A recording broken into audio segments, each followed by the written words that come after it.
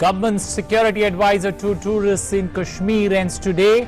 Governor Satyapal Malik directs the authorities on Monday to lift the restrictions imposed on tourists willing to visit the state. Congress leader Rahul Gandhi appears before Surat court in connection with a defamation case filed against him, given time till 10th of December for reply. President Ramnath Kovind presents the colours to the Army Aviation Corps in Nasik in Maharashtra, says the country is proud of its armed forces.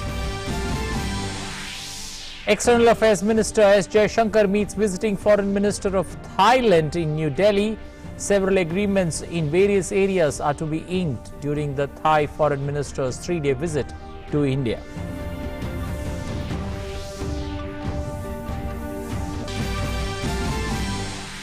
Union Jal Shakti Minister Gajendra Singh Shekhawat flags off rafting expedition organized by the National Mission for Clean Ganga. The rafting expedition from Devprayag to Ganga Sagar will be completed in 34 days.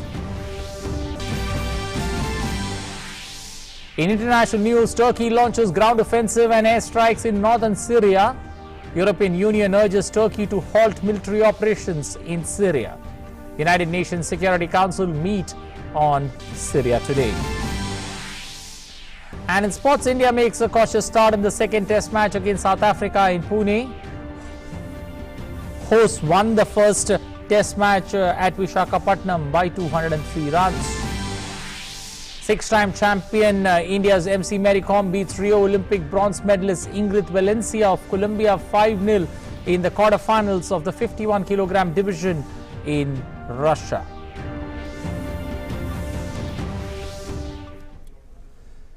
Well, headlines at 11:30. I'm Anil Thomas. Now for the stories in detail.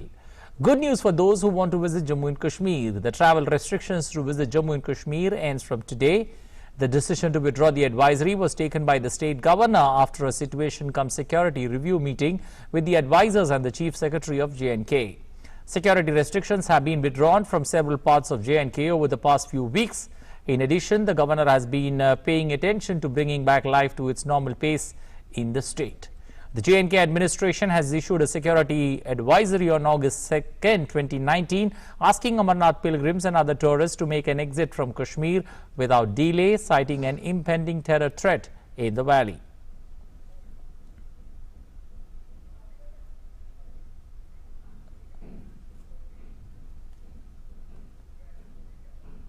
Congress leader Rahul Gandhi today appeared before Surat court in connection with a defamation case filed against him. The court has asked Rahul Gandhi to file his reply till the 10th of December. During the last hearing in July, the court had granted Gandhi exemption from personal appearance, slating October 10th as the next date of hearing. The case is filed by a BJP leader and it pertains to a statement made by Gandhi during a rally in Karnataka ahead of the 2019 Lok Sabha elections. 10-12 को date दिया है, वो date को राहुल जी को आने की जरूरत नहीं है और उस दिन वो जो परमानेंट एग्जम्पशन का अर्जी है उस अर्जी की हियरिंग होगी। ये समन्स ट्रायबल केस है तो उसमें पहले प्ली रिकॉर्ड की जाती है, बाद में अभी एक अर्जी पेंडिंग है तो अर्जी का हियरिंग है और बाद में विटनेसेस बुलाए जाएंगे, कंप्लेनेंट से शुरुआत होगी और फिर ट्रायल चलेगी। President Ramnath Kovind today presented the prestigious President's Colors Award to Army Aviation Corps during a grand ceremonial parade at the Combat Army Aviation Training School in Nasik. The presentation of the colors by the President, who is also the Supreme Commander of the Indian Armed Force, is an acknowledgement of the meritorious service rendered by the Army Aviation Corps over the years. President's Colors is a visible symbol of excellence and has been earned through dedication and worthy contribution both during war and peace.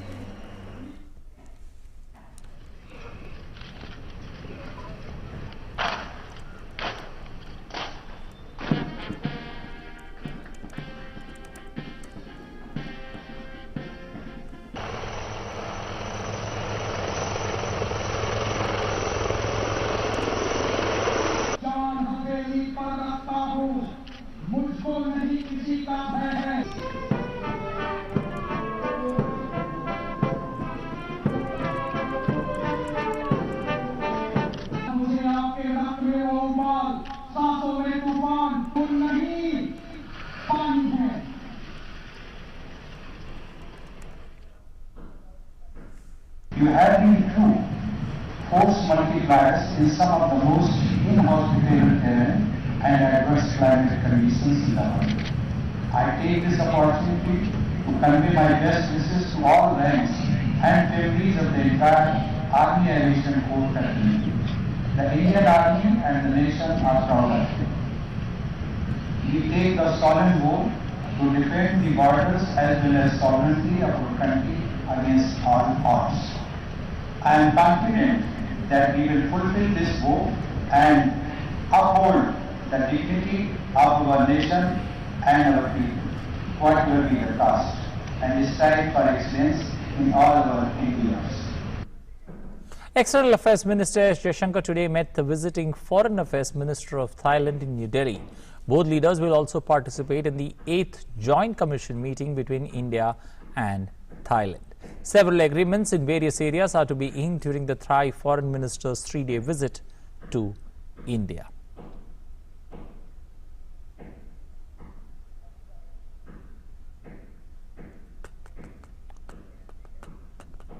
Union Minister for Jal Shakti Gajendra Singh Shekhawat flagged off the rafting expedition organized by the National Mission for Clean Ganga in Devprayag today.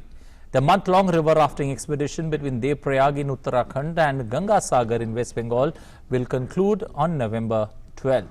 A 9-member team of swimmers and rafters from the 3 services of the armed forces, led by acclaimed international open water swimmer Wing Commander Paravir Singh, is taking part in the expedition. This is the first ever effort by the National Mission for Clean Ganga to raft across the entire stretch of the river, and also the longest ever social campaign through an adventure sporting activity to raise awareness about the ecological problems in River Ganga. Union Human Resource Development Minister, or the HRD Minister, Ramesh Pokhriyal Nishank today launched Dhruv, the Prime Minister's innovative learning program at the ISRO headquarters in Bengaluru. As many as 60 talented students have been selected in the first batch. After the launch, a program of around 14 days duration would be conducted with these students, with a valedictory function on October 23rd. ISRO Chairman Dr. K. Sivan, Wing Commander Rakesh Sharma, the first Indian to enter space, and Principal Scientific Advisor to the Government of India, Professor K. Vijay Raghavan, were the guests of honor. Addressing the gathering, the HRD Minister said that the program is named after the pole star Dhruv, and every student is a Dhruv Tara. The Minister added that in centers of excellence across the country, gifted children will be mentored and nurtured by renowned experts in different areas so that they can reach their full potential.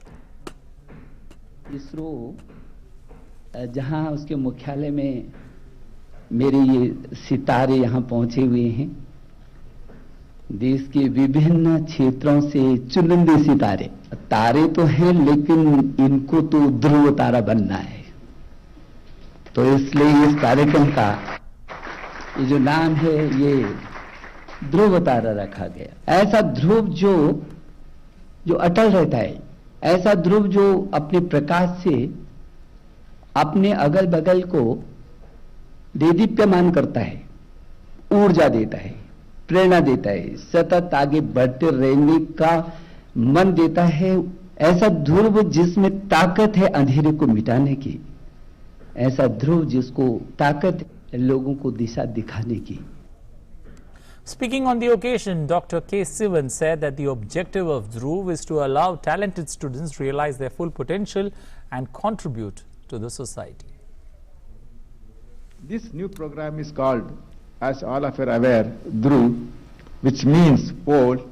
All the participants are going to be christened as Dhruv Tara or pole stars.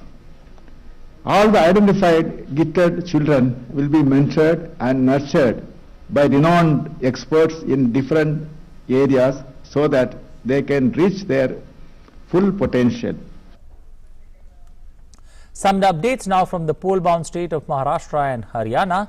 In Maharashtra, the electoral campaign is picking up with the leaders across party lines by holding mega rallies throughout the state. BJP National President Amit Shah will hold a series of public meetings in Sangli, Tuljapur and Latur during the day today. The BJP National President Amit Shah addressed a series of rallies in Haryana on Wednesday, attacking the Congress over the revoking of Article 370 in J&K. Amit Shah said that BJP has done what 3 generations of Congress could not. He took on the Congress over the issue of the integration of Jammu and Kashmir and the acquisition of Rafale fighter jets. BJP chief also said ahead of the polls to the states of Haryana and Maharashtra, Congress is directionless.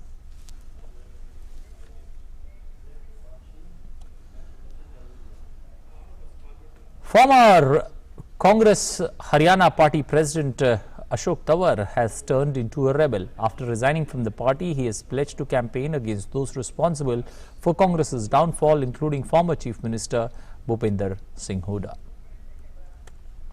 Chief Election Commissioner Sunil Arora will address a press conference in connection with the Haryana Vidhan Sabha elections in Chandigarh today. The Election Commission team is on a 2-day visit to Haryana to review the preparedness of assembly polls to be held on the 21st of this month.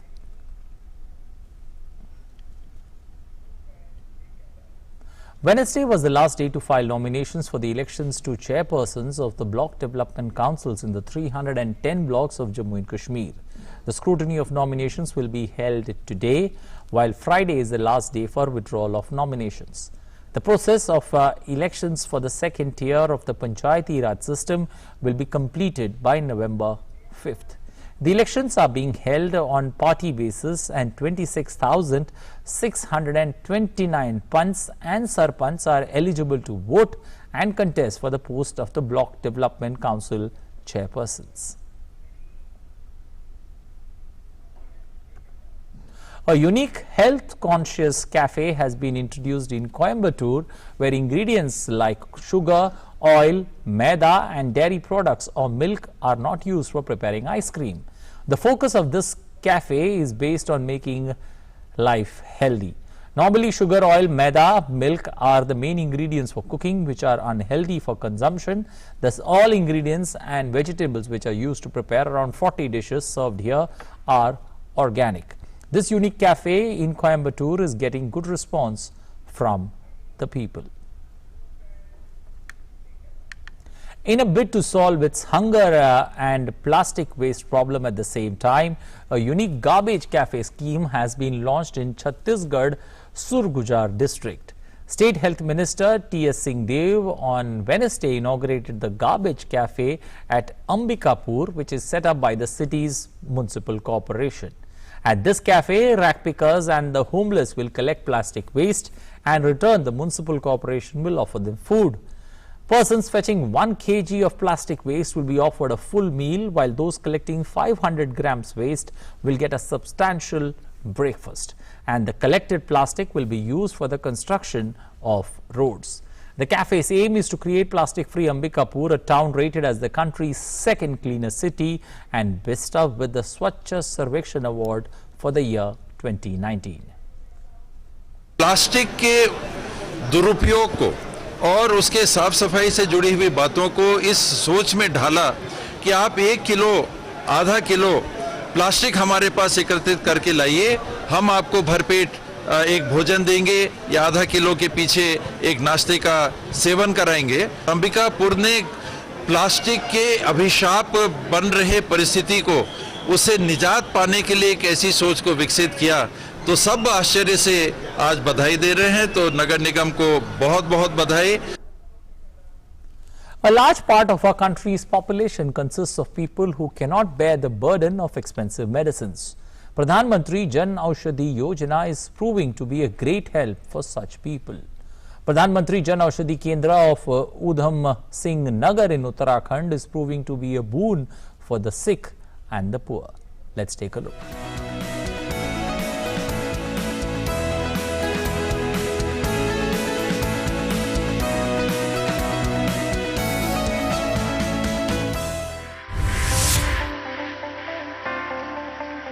The Pradhan Mantri Jan Aushadhi Kendras in Uttarakhand's Udham Singh Nagar are proving to be of great help for poor patients.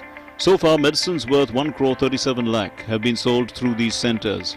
Nearly all generic and non-generic medicines are being made available to the patients at a 70% discount at the district Aushadhi Kendras. People of the district are getting direct benefits of this. This effort by the government is benefiting the people a lot. Market में जो दवाई मेरे को बहुत महंगे rate पे मिलता था, अब यहाँ पे जन औषधि खुल गया, यहाँ पे सस्ता दवाई मिलता है और टाइम से मिल जाता है, हमें कोई परेशानी नहीं होती है, कोई दिक्कत नहीं होती है हमें। Since the opening of the Jan Aushadhi Kendra, people no longer have to run around to find medicines. A resident of the city feels that after the Jan Aushadhi Kendra has opened, the medicines are now available at much cheaper prices. पहले बाजार में बहुत महंगी दवाइयाँ मिलती थी, अब जब से प्रधानमंत्री जन धन योजना खुला है तब से हमको सस्ती दवाइयाँ मिल रही है और अच्छी दवाइयाँ मिल रही है। 5 Jan Aushadhi Kendras have so far been opened in Udham Singh Nagar, which have provided great relief to the residents from expensive medicines. Bureau Report, DD News.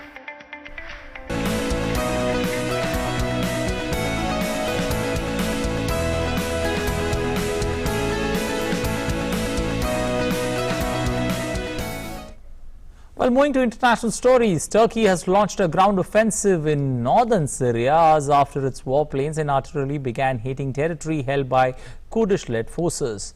Turkish President Recep Tayyip Erdogan said that the operation was to create a safe zone cleared of Kurdish militants, which will also house Syrian refugees. The offensive was launched just days after President Donald Trump withdrew the U.S. troops from the border area. The unilateral decision has been widely condemned, with the European Union urging Turkey to end its offensive. European Commission President Jean-Claude Juncker called on Turkey to stop its military operation in northeast Syria, adding it could not lead to good results. Meanwhile, the United Nations Security Council will hold an emergency meeting today to discuss the recent Turkey offensive in northern Syria. The meeting is called at the request of 5 European members: Britain, France, Germany, Belgium and Poland. The UN Security Council's president had earlier appealed to Turkey to protect civilians and exercise maximum restraint in its military operations in Syria. The Arab League is also convening a special emergency meeting on Saturday to discuss Turkey's offensive attack against Kurdish forces in Syria. Following a request by Egypt, the foreign ministers of the 22 member countries will gather in Cairo on Saturday to discuss the Turkish aggression on Syrian territory. The announcement came after Turkey launched airstrikes and artillery fire along the border with war-torn Syria earlier in the day, drawing international condemnation.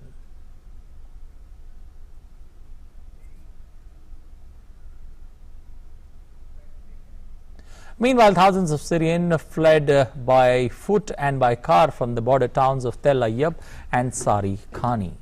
Amid deepening humanitarian concerns, UN Secretary General Antonio Guterres urged all parties in northeast Syria to exercise maximum restraint and protect civilians. The U.S. Secretary of State Mike Pompeo has meanwhile said that the United States has not given Turkey a green light to invade Syria. He, however, said that Ankara had legitimate security concerns. The U.S. Secretary of State also defended the Trump administration's withdrawal of military support for Kurdish forces in Syria.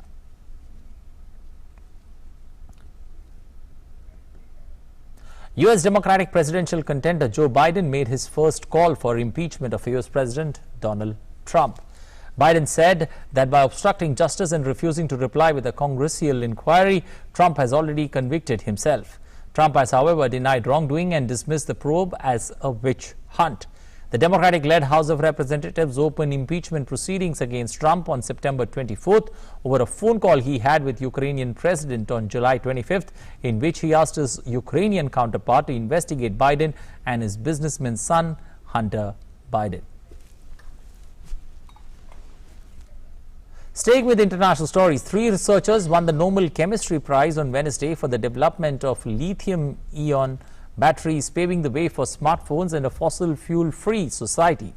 John Goodenough of the United States at 97 is the oldest person to be awarded a Nobel Prize.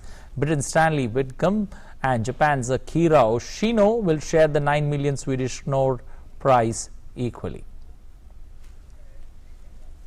Well, moving to sports and cricket, first up, India made a cautious start in the second test match against South Africa in Pune, electing to bat first. India were 77 for 1 in their first innings at lunch.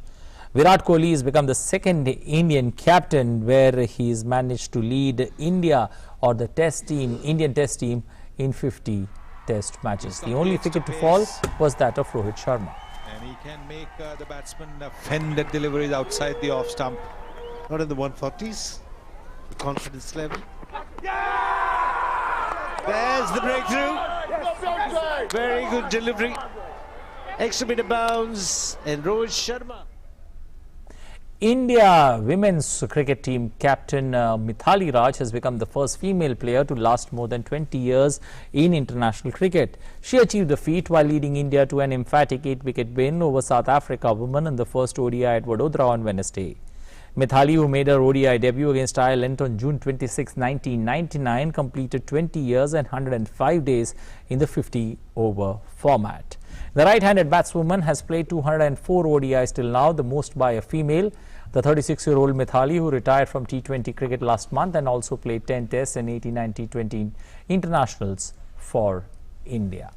On to boxing, 6-time champion MC Mary Kom assured herself an unprecedented 8th medal at the World Women's Boxing Championship after advancing to the semi-finals. Mary Kom defeated Colombia's Valencia Victoria by a unanimous 5-0 verdict to make the last 8th stage in the 51-kilogram category. With this, Mary Kom bettered her own record as the most successful boxer in the history of the tournament. This is the first time she has secured a world medal in the 51-kilogram category. Coming back to cricket, a second-string Sri Lankan team whitewashed top-ranked Pakistan 3-0 by registering a 13-run victory in the third and final T20 match on Wednesday. Needing 54 runs of the last 5 overs with 8 wickets in hand, Pakistan once again stumbled in its run chase for the third successive time in the series and was restricted to 134 for 6 wickets. Sri Lanka won the first match by 64 runs, then beat Pakistan by 35 runs before Pakistan failed yet again on Wednesday night in front of a packed 27,000 fans at the Gaddafi Stadium. Leg spinner Waindu Hasaranga claimed 3 wickets in 2 overs to finish with 3 for 21 and also grabbed a well-judged catch at long on boundary to dismiss danger man Imad Wasim as Pakistan batting crumbled once again in the last 5 overs. Earlier, after winning the toss and electing to bat first, Sri Lanka scored 147 for 7 despite resting 5 players who had featured in the 2 earlier victories. Well, moving to our health story, every 40 seconds someone loses their life to suicide. World Mental Health Day 2019 is being observed today to raise awareness of the scale of suicide around the world and the role that each of us can play to help prevent it. Thus, the theme this year is suicide prevention. World Mental Health Day is being observed. It is an opportunity to raise awareness of mental health issues and to mobilize efforts in support of mental health. Today, 10th October, is World Mental Health Day. This year, the theme for World Mental Health is suicide prevention and mental health promotion. When somebody loses their life, at least 135 people gets affected by this loss of life or by the suicide. If I say 135 people, that means it is your family, it is your friends, it is the people who are connected with. The person should be aware and the family should be aware. Any change in the behavior of the person, like not getting isolated, the person is getting withdrawn, not communicating with the family, friends, crying without any reasons, no? And expressing the thoughts that the life is not used, life is worthless, there is no point in living. And also, no, there is a lack of productivity and some isolation. At times also we see that if somebody is silent and they speak too much, no, so that is also a warning sign. According to WHO, more than 8 lakh people die by suicide every year, making it the principal cause of death among people between the age of 15 to 29 years. Suicide is a global public health problem that deserves the attention of the action in the field of mental health. Suicide is a preventable cause of death. It's important to share, talk to the other person who you can trust. If other person is not available, go to the doctor, talk to psychologist, or talk to anyone who you trust. Avoid alcohol, avoid any drugs, talk to the people, change the lifestyle, start doing some activities, like meeting people, socializing, getting engaged in cultural activities, speaking to the doctors, doing some yoga, meditation, do some breathing, because breathing, once you do the breathing, deep breathing, it also helps in regulating your nervous system. So a lot of things can be done. There are numerous complex factors that contribute to a suicide, but it is important that our actions be geared towards prevention. Raising community awareness and breaking down the taboo is important to make progress in preventing suicides. Kiran Bhardwaj, DD News. Well, health always does not come from medicine. Sometimes it just comes from love and happiness that you find with people around you and not from gadgets that are much closer to you. Well, on that positive note, it's time for me to say goodbye. Up next, Asim will get you news in Hindi. Stay tuned.